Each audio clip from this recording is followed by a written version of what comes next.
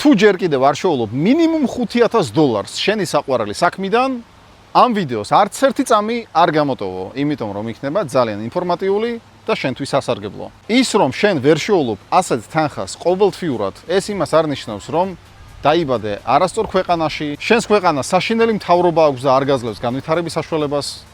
ნუ იმ შემთხვევაში თუ ჩრდილოეთ კორეაში არ ცხოვრობ, რა თქმა უნდა და არ ამგონია ამ ვიდეოს თუ უყურებ ჩრდილოეთ კორეაში ცხოვრობდე.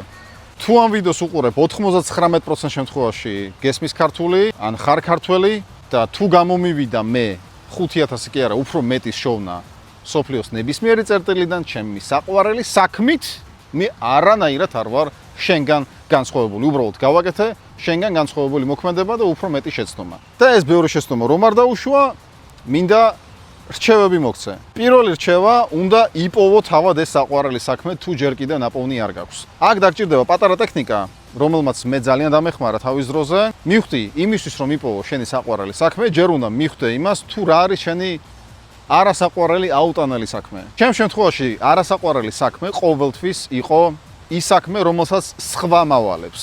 არ შემიძლია უფროსზე მუშაობა, ამიტომაც ყველაფერი გავაკეთე იმისთვის, რომ ცხოვრებაში მე მოგზაურა მსოფლიოს გარშემო და გამომემუშავებინა მხოლოდ საყვარელი საქმით. 15 წლის ასაკში კი მქონდა ჩემი პატარა ბიზნესი, შოულობდი 1000 ლარამდე. იმ დროისთვის თან 15 წლის ასაკში 1000 ლარი იყო ისე როგორც ახლა ალბათ 5 და 10,000 ლარი. კარგი, შენ შეიძლება ეს რჩევა არ დაგჭირდეს. შენ დაგჭირდება შემდეგი რამ.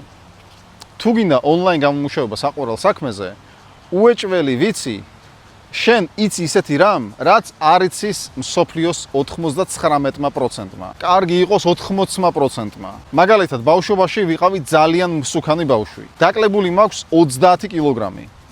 და როცა დავიკელე ეს 30 კილოგრამი, ყველა ირგვლივ მეკითხებოდა, განსაკუთრებით მეგობრები და ახლობლები. გიო, რა გააკეთე ესეთი? გვასწავლე ჩვენს. რა თქმა უნდა, უთმობდი დროს, ჩემს ენერგიას, ჩემს გამოცდილებას, ყველაფერს უყვებოდი ჩემს ახლობლებს და ვერც კი ვიაზრებდი, რამდენად ღირებული ცოდნა მქონდა და რამდენად ღირებულ ცოდნას უფასოდ ვარიგებდი. სანამ ერთ-ერთი სწავლება არ გავიარე, თუ როგორ გადამექცია ჩემი ცოდნა ონლაინ კურსად და ონლაინ პროდუქტად.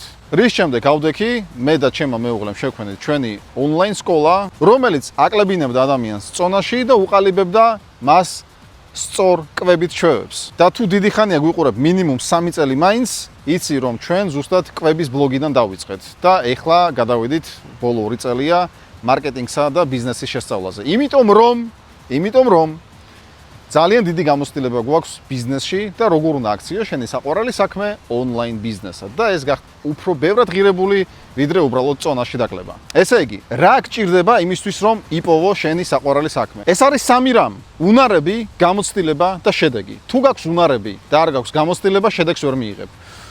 თუ არ გაქვს უნარები, ვერც გამოცდილებას ვერ მიიღებ და ვერც შედეგს. მოკლედ, სამივე ერთად აუცილებლად უნდა ახლდეს შენ საყვარელ საქმეს. როგორც თქვი, ჩემ შემთხვევაში ეს იყო. დავიკელე წონაში, მქონდა უნარები იმისთვის რომ დამეკლო, მივიღე გამოცდილება, მივიღე შედეგი. და შემდეგ უკვე ეს გავყიდე და ადამიანები იყვნენ მზად, გადაეხადა თამაში თანხა, რომ ჩემსავით ბევრი წელი არ დაეკარგათ. ახლა, როდესაც გამოგვივიდა ონლაინ ბიზნესის აშენება, ვასწავლით ზუსტად ამას, როგორ შეგიძლია აქციო შენი ცოდნა ონლაინ ბიზნესად და როგორ შეგიძლია შექმნა კონტენტი მსოფლიოს ნებისმიერი წერტილიდან. აქაც დაგვიგროვდა ძალიან დიდი ცოდნა, გამოცდილება და შესაბამისად დიდი შედეგი.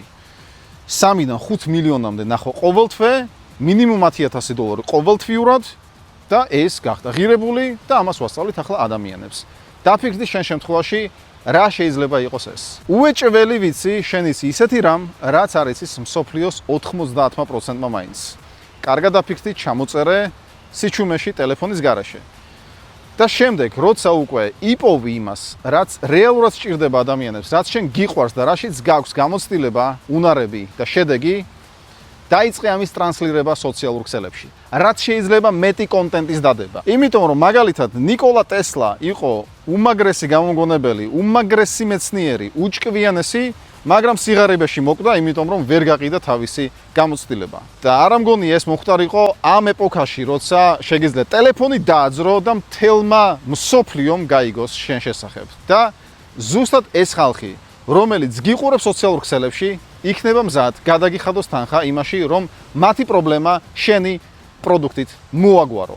და მესამე იქნება უკვე გაყიდვა. პირველი არის პროდუქტის შექმნა, მეორე არის მარკეტინგი, მაქსიმალურად ბევრი კონტენტი და მესამე გაყიდვა.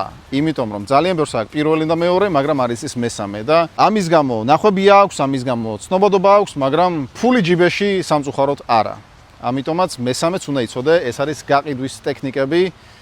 როგორ უნდა ჩამოაყალიბო ურთიერთობა ადამიანთან, ისე რომ არავის არაფერი შეტენო და მართლა მოანდომო მას მისი საკუთარივე პრობლემის მოგვარება. ესე იგი, პირველი იპოვე ის საყვარელი რამ, რაშიც თითქოს და ეხლა უფასო რჩევებსაც გასცემ და ვერც კი იაზრებ, რომ ღირებულია. გადააქციე ის ონლაინ პროდუქტად. მეორე, დაიწყე ბევრი კონტენტის შექმნა ამაზე, რომ რაც შეიძლება მეტმა ადამიანმა გაიგოს შენი არსებობის შესახებ.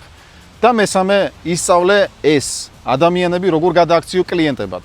თუ ამ ყველაფერში ჩემი პირადი დახმარება დაგჭირდება, ხომ იცი, სადაც უნდა მიპოვო. წარმატებებს გისურვებ.